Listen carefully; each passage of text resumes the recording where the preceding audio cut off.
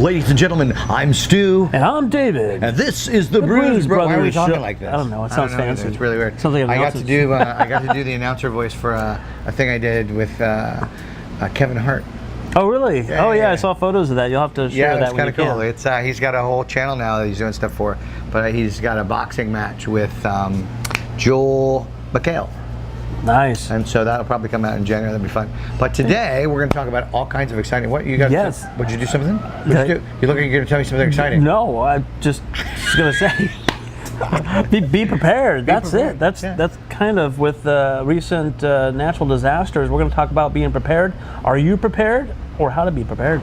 Good one. Yep. And we're going to cover up some of the great new items that they've got here on the menu at Bardonna on Larchmont Boulevard. We're going to eat in front of you. It's going to be awesome. It's good. And we're going to talk about game shows. We've both been on game shows, and we're going to share with you our experience and how it might help you if you're going to be on a game show. And you should try it out. Everybody should be on a game show or talk show at least once as an audience member or as a participant, and you'll have fun. And you might get lucky to be on our talk show. Yeah, come on down. So stay tuned. Unlucky. Exactly. Stay tuned and watch the show.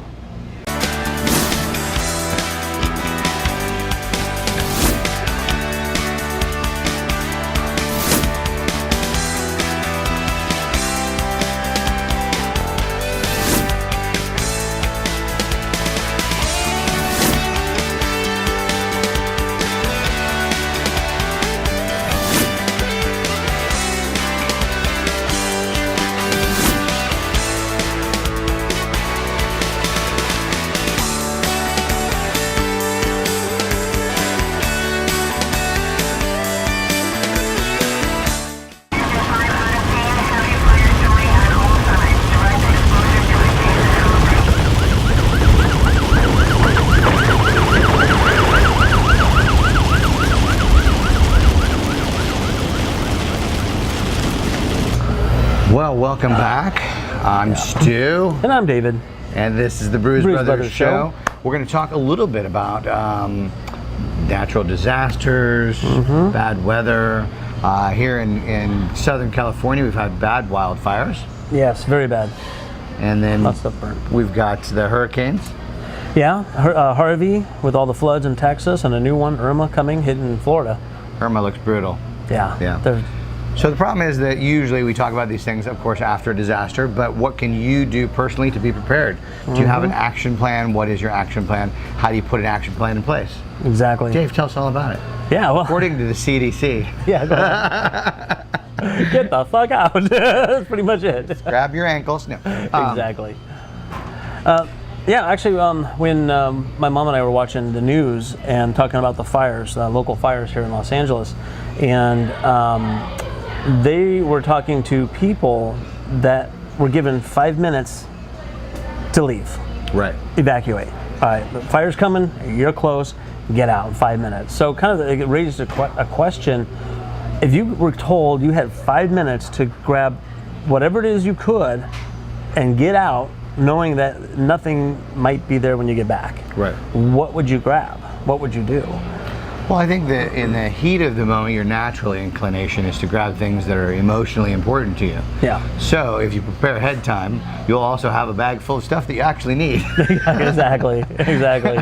Well, so, like animals, you know, for us, for me, stuff is not really important. Everything is replaceable except for human life. You know, and mementos. Yeah, the mementos.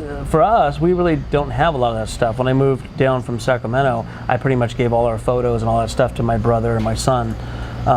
So me personally, the stuff that I have in my house, I would, you know, my passport, my ID, my wallet, my phone.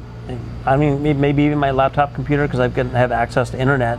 If I had to end up in a shelter or something like that, I would have some kind of a communication device with me. But other than that, everything is pretty much replaceable. I don't have anything that's so valuable that.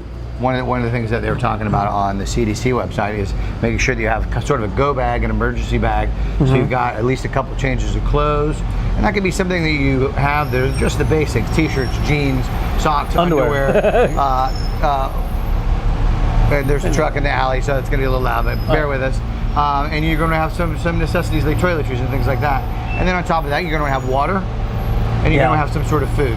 some Yeah. portable food, whether it's protein bars, snack bars, easy stuff to package. And that stuff, a lot of it's got a long shelf life, so that you can have that prepared, zip locked up and in a bag, in a place that everybody's aware of.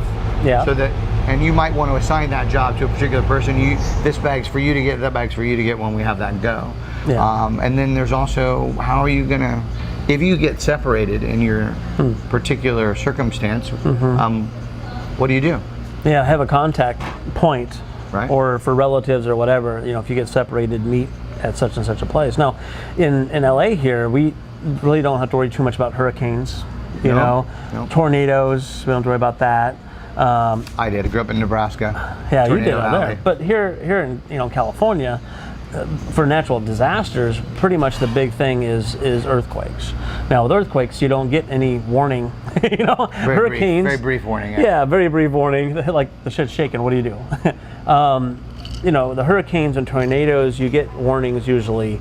The floods came pretty quick in Texas. A lot of people weren't really prepared for the floods because it just rained so much, and it just hit them pretty fast and hard, and you can't stay. You know, but in California, you've got the earthquake. So if something happens like that, all of a sudden everything is gone. You know, power's out. You know, no utilities, stuff is in rubbles. You know, are you prepared for that? And No. Me neither. Honestly, I wonder how many people are actually prepared No, I for that think that's type the of big thing. emergency. But you do have to, it's one of those things that we don't think about, and we talk about it when there's an emergency. So if you know now, and you can go ahead and get those items prepared, have that put aside, and you've got it in a very easy to get to, accessible place. And some people, you know, survivalists, I think, probably have more than one area that they're going to put that in. So you've got this closet and that closet, and that way if one is, you can't get to one or the other, you've got a backup plan. And then having that predetermined location that everybody's going to meet at when they're out, whether it's a fire, a flood, any kind of natural disaster. First, we're going to meet out in front of the house. If you get separated, we can't meet out in front of the house. This is location number 2. Everybody try to get to that place. List of emergency phone numbers, both for police, blah, blah, blah, blah, and of course those important family members that you're going to need to keep a hold of, because a lot of us, especially with the smart device, we're no longer keeping track of memorizing phone numbers. I don't even know, I bet you I couldn't, don't tell her, I bet you I don't even know my wife's phone number by heart. Yeah, I know. It's like if it's on your phone. It's terrible, right? If your phone goes dead, you're screwed. Like if I ever get arrested for any of the terrible things that but you know, like what do you do? If I'll make a phone call, I can call myself. That's the only number I know anymore. I hear you. Now, I heard that in like in Texas, with the floods came, and of course we've all seen the photos of floods that are just taking over houses. They're just totally underwater. That they were telling people to write your name on your arm with a Sharpie. So that when they find your dead body, they know who you are. So if you're floating somewhere, so dark. Oh no, it's No, it's true. like crazy. But if you don't have your ID with you and you're floating down the street, because that's became rivers, you know, or anything like that, they have some way to identify you. You know, so put your phone number and or a contact number or something, or social security number. I don't know what it was, but I know it was their name and something. But first and most important, try not to die.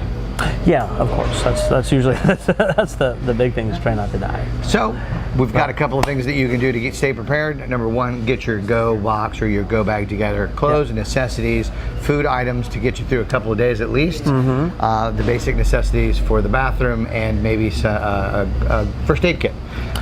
Flashlight, those basic Battery operated stuff. Yeah, I got to keep that stuff ready to go. Handy or battery or solar powered radio or one of crank radios, and then of course the basics in clothing, just the basics. The other stuff, like Dave said, it's nothing is more important than your life. So yeah, I mean, if you end up in a shelter, you can get clothes, you can get, everything is replaceable as such. I mean, I was thinking, I'll grab my birth certificate. Well, I could actually get another birth certificate, maybe my ID stuff and my passport, because it takes a long time to get a passport. It does, a couple of weeks, but it's expensive. If you just had a natural disaster, the last thing you're going to be thinking about is traveling overseas. Exactly, but it's more for identification purposes.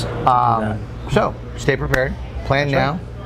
Boom. Let's make this interactive. Why don't you tell us what you have, or do you have a plan for emergencies. I'll be honest, when I was growing up, we never had a plan. No, we had a plan. No, yeah. No, with like tornadoes and stuff, you have No, a basement? We had a basement. You get down into the they shelter? grill that into you when you grow up in Tornado Alley.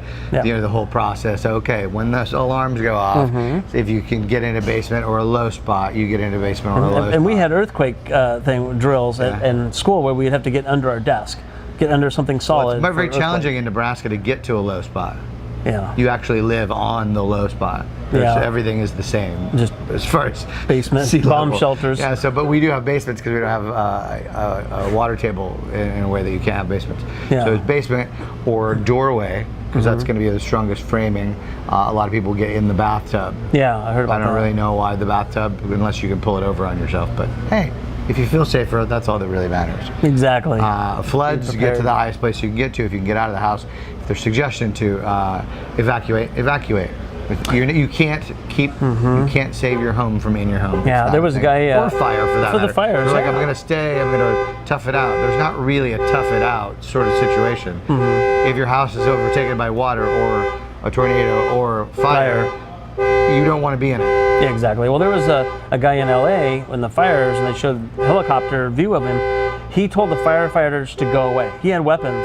He wanted to protect his own house with his garden hose. I didn't see what happened to it, but he had fire all around. He was surrounded by fire. So I don't know if his place burnt, if he got out. I didn't hear the rest of the story. But he was there to protect his property. I'm thinking he probably had something in the house that he didn't want anybody to discover, because it was in this little crevice up in the mountains and he had a bunch of garbage, a bunch of it looked like a dump. He looked like around. a good place for American pickers. Yeah, exactly. So there was probably a lot of things there he didn't want anybody to accidentally stumble upon. If it's still there, I don't know. Oh, look at that. It was like the car alarm. Amazing. Just in time for us to wrap it up. So be sirens. prepared, get your bags together, get your stuff together. In short, get your shit together. Yeah, and be safe, and check your insurance coverage, because I'm hearing a lot of the flood people don't have coverage for their insurance to replace their houses. Yeah, that's a tough one. You lose your house. But yeah, if you live in those danger areas, you definitely have to do that. Yeah, we'll put some links down below here for the CDC's got a great website. Yeah, website for that, on how to be prepared, the types of things you should have. So we'll throw down a bunch of links you guys can follow to help you get your stuff together. Next week, zombie apocalypse, how to prepare. Exactly. Well, actually, speaking of that, I was going to mention too that the alarm's going off on this car again. But our microphones are good. That should take. I saw a post from a survival blog that I follow about survival or preparing for a wartime, like nuclear war. Sure. We got this stuff going on with North Korea and his testing of nuclear bombs, and we're in LA, and if something did hit close by or near enough where you have to be, it's declared an emergency, there's things that you can do for that as well. So it was an interesting blog on the being prepared for a nuclear disaster. If a bomb is going to hit, the nuclear bomb, I want to be the center of that thing. I don't want to suffer. Just go, and you don't have to worry about it. Just go and find pink mist. Yeah, nothing to prepare to survive in a world after a nuclear war. There's not going to be much. Not going to be much. Hit us direct, right here in LA. We'll be the first to go. No doubt. Hit somewhere else. All right, cool. All right, we'll see you next.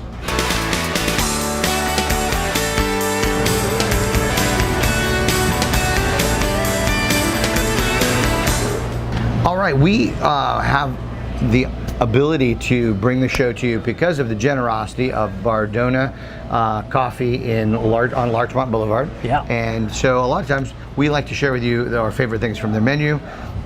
I have been on the keto diet for a while, and we're taking a break for 2 weeks to reset. Oh, okay. 3 months on, 2 weeks off. And so now you can eat I get to eat carbs. I've been trying to really cut down on my carbs, and I've been really successful. As you start looking at it, you really start seeing how many carbs are in things you weren't aware of. It's hard. Oh my God. Like bread, potatoes, rice, all that stuff that I love to eat. That's the easy stuff. That's the easy stuff because it's low hanging fruit. You're like aware bread is a carb, and then you start looking at labels. And you're like, this is tomato sauce. Why are there 25 grams of sugar and carbs in this?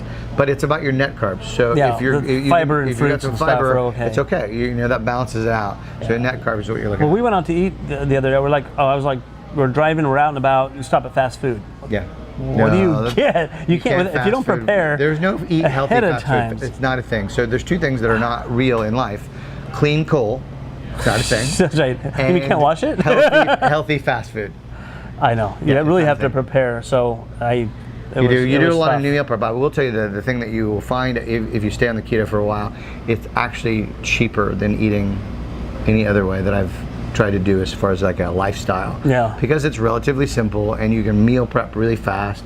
It's easy to just like have those meals ready and prepared as you get more comfortable with it. Lots of different diets, or not diets, recipes and stuff online that you can go, oh, let me pull this up, because people kind of get into it and they start posting all their recipes. There's actually some really good, you don't have to have like some diets. I think this is more of a lifestyle than a diet. Yeah. Some diets are about restriction. This is really about just being having your macros be in a specific area. So once you're prepared for that, you're like, oh, well, if you're at a restaurant, you can go, oh, I'm just going to eat my good salad. All I get is salad. Fibery vegetables, and you can have protein. You can eat as much protein as you want. Oh, so, yeah. And cheese, right? Cheese is always good. So you good. But we're at Bardonna right now. And we're going to try some new sandwiches that we haven't done on the show. So the first one we have is a caprese sandwich, which is a standard in a lot of places. This looks beautiful. The second one is a BLT.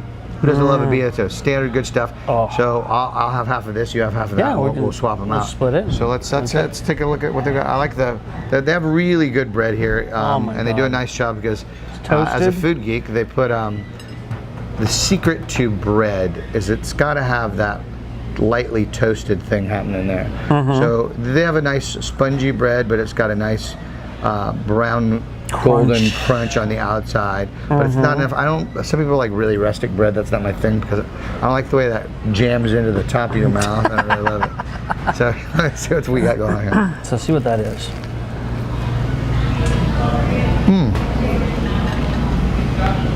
It's terrible.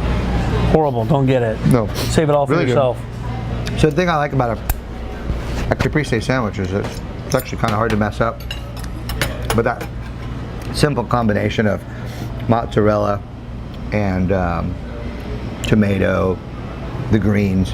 It's just a real fresh, happy flavor. And I got here avocado and bacon with some lettuce. BLT. Yeah, And tomato. And tomato and stuff. So now they have 3 locations of Bardonna. Santa Monica. I can't remember where the third location is, but we'll put them up on the bottom. We're going to visit the Santa Monica location, I think, and then probably maybe next week, film from there. You guys got to come down. They have excellent coffee, fantastic food. Come down and support them. Tell them the Bruise Brothers sent you, right, on Larchmont? Right in the middle of Larchmont Boulevard. Yeah. Just south of Beverly. There you go. On the west side. That's right. Come on down. It's awesome stuff. We'll roll the commercial. All right, let me swap here. I'm going to get you get opinion on this. Yeah. Oh, you want to do that? Yeah. There you go. All right, so now, Dave, you're not really a big food geek, are you? You like whatever you want to put in your face, right? Don't judge. Oh, that's good. Now, for me, that's too much mayo. Like mayo is overused. I don't want to have just the flavor of mayo in my mouth. I think it hides the tomato and the bacon, but that's right on the edge for me. It's not overwhelming. I don't like my mayo to ooze out when you bite. Yeah, and this is good. So it's got the cheese and it's fresh. It's really, you can't do anything. Tastes good. It's fresh. It's refreshing. I would put this on par with different breads, obviously, but up the street is if you haven't been there, also the Italian wine and cheese shop. They only do 5 sandwiches. Oh, really? Yeah. No, I haven't tried that. Yeah. Phenomenal. 5 sandwiches is all they have on their menu.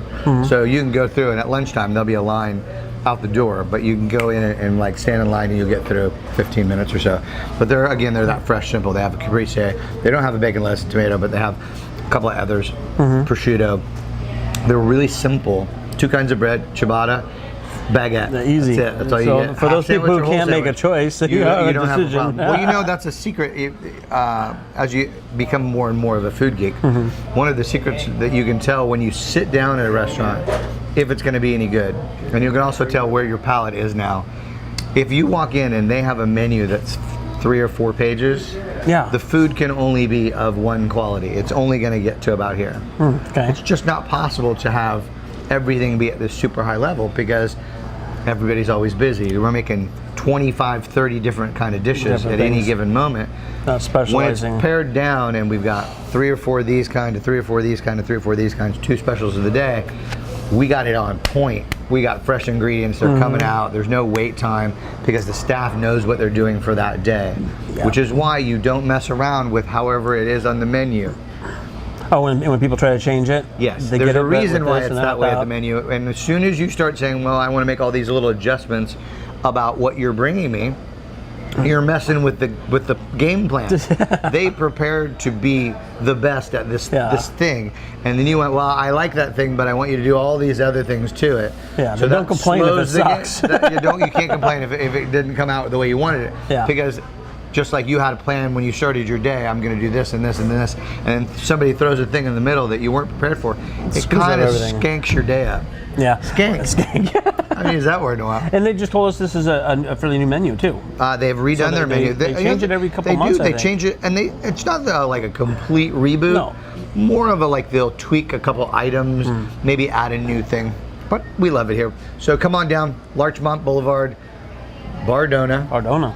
Be here breakfast, lunch, and dinner. Nice. All right. We'll see you when we see you. All right.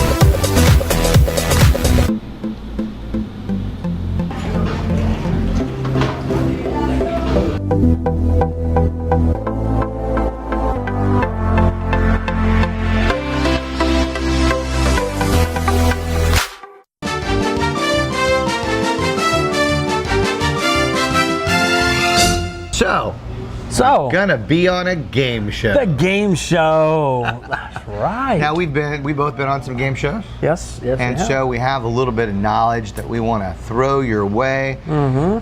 Most game shows are really very similar in what's going to happen with you, what they're going to expect of you, and what you're going to go through in the process. So if you're a little prepared for that, maybe you'll be a little less nervous, because what really sells is like anything. They're looking for enthusiasm. Personality. Exactly. Which is why I didn't win anything. No. I did. You did. Dave really won. I'm going to keep going back until I win something. You can. It's just fun. That's the beauty of it. Yeah. So we can't name any names of shows that we've been on because they don't really like that. But we can tell you what you're going to expect. First, there's going to be a lot of sit around and wait. Yes. Like on any set, pretty much. Like on any set. Exactly. This is the exciting life that most of us that are in the business go through all the time. We're going to rush and try to be somewhere on time. Yes. It's going to be tough to park. Be prepared for that. When you get there, hurry up and wait. Yep. Sign all your life away. Sign your life away, all the documents. So they're going to put you in a little herd, and they're going to take you through some corrals usually. So have a book with you, maybe not an actual book, but bring your iPad, bring your iPhone. Know whatever your device is that at some point they're going to take it away from you. Yeah, when you're on the actual set, you're not allowed to have any. They're more protective about game show sets than they are about movie sets. Yeah, or TV shows. They really don't want you to leak anything out. I don't know why. It's kind of funny to me, but that's what they expect from you. And if you try and smuggle your phone in or do any of that brouhaha, they might not let you be on the show. Yeah, it's not worth it. It's not worth it. So prepare. Maybe have a couple snacks with you. Some have stuff that you're going to have available to you, but not always when you want it. So if you got a couple little things, some waters, that's going to be good. What else do you feel like? What are some things that you? A lot of times when I tell people, I've had a few people say they were going to such and such a show, and what do we do? How do we get on there and whatever? And it's really the personality. A lot of those times, if they're picking you from an audience kind of thing, you need to be on all the time. Yeah. And cameras are always watching you, even when they're not showing. Exactly, and people are watching you when you walk into the parking lot, and when you go sign up at the first table, when you sign up at the second table, when you're getting interviewed at the third table, they're watching you. When you're sitting in the holding pen with a bunch of other people, they're watching you. And so what I mean by being on, smile, be happy that you're there, be friendly. Don't be overly obnoxious, you know? Yeah, be you. Don't try and be what you think they want you to do. They want you to be an enthusiastic version of yourself. Exactly. You go in these things and you do have a lot of people that are really working hard and they're pumping the crowd and it's really annoying. Don't be that person. But be up, be happy, be enthusiastic to be there. You have an opportunity to win something, you take something home for free, and you get to be on a game show. They're actually pretty fun. It's a little bit of a long time sometimes, 4 or 6 hours, but you know that going in and you're prepared for that, and then you're gonna be fine. Make friends with the people around you so that you have something to interact with. You can go by yourself, you can go with friends, usually most of the shows. So just know that. And know that they're always watching you, so they may have made they're going to make an initial evaluation of the audience and who they think might be a fit for the show, who they're going to call up or who they're going to bring in front of the cameras. But that could shift at any moment. So there's constantly an influx, and they may shoot extra scenes because when they condense it down to be the actual show and be aired, they're going to take the best moments because that's what makes it interesting TV. Exactly. No, and I've also been on a few game shows where I wasn't on the game show, but I was in the audience, and it was a paid audience. They actually pay you to go sit in the audience to watch a game show, which is actually really fun. It's not a lot of pay, but it's if you have the time, you want to make a few bucks, and you want to get a chance to watch some game shows, you can do that, and they actually pay you a few bucks to do it. If you're thinking about fun. being on a game show and you're just visiting the LA area, if you get online and you just free tickets to game show or game show tickets, it'll pop up a bunch of things for you. You can also go on Craigslist, sometimes under gigs and jobs, and they'll have paid audience members. So maybe you want to be on Jimmy Kimmel or Craig Ferguson show is not anymore. That was one of the first ones I did when I first got here. Amazing, but they'll have a guy that comes out usually and they warm you up, so to speak, get you excited about being on. They got jokes to tell and candy and whatever. They're a hype man.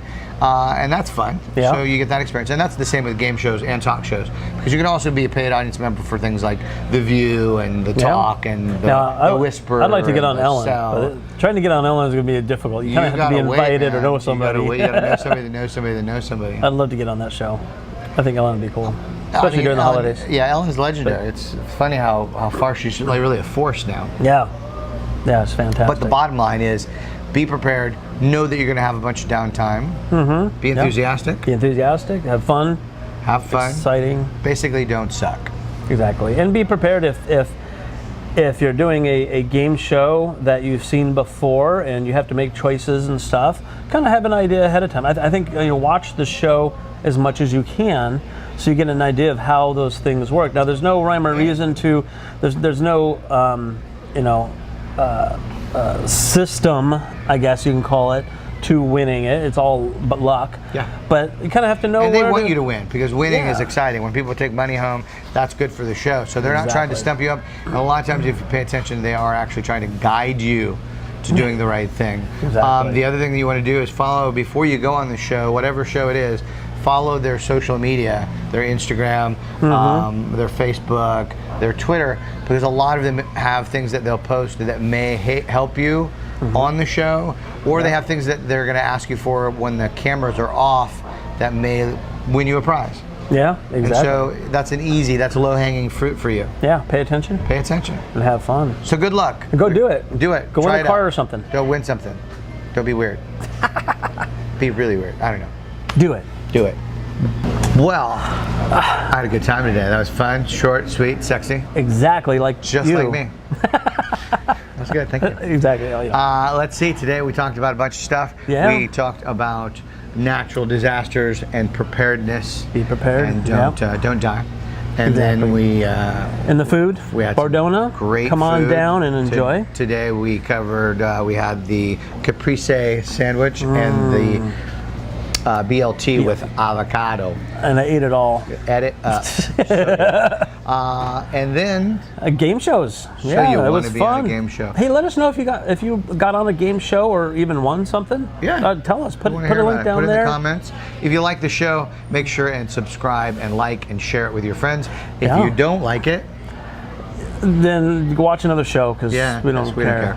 don't care. But we would like to hear why you didn't like it. Yeah. And if you've got suggestions, we do want to know. We also have our Bruise Brothers Go. We're looking for locations like yours, and we're also looking for guests. So if you do something interesting, something that you want to share with the interwebs, reach out to us. You can catch us on YouTube and Facebook. Yeah. You can catch Dave L. Peters on Twitter. Yeah, David L. Peters. David L. Peters. Type it in Google, you'll find me everywhere. He's everywhere. Anywhere. Yeah, and Stu? I'm the Dance Stew on Twitter and on the Instagram. Don't look for me on Facebook. I'm not there. Not very much. Or am I? And you can send us a message at contact@BruiseBrothersShow. That's Bruise, B-R-E-W. Bruise. Bruise, like drink it. I'll put it down there. Like Bruise. He's going to put it on the bottom right now. Yeah. And Bruise. get yourself into cold brew. We'll see you guys when we see you. Next time. Thanks for watching.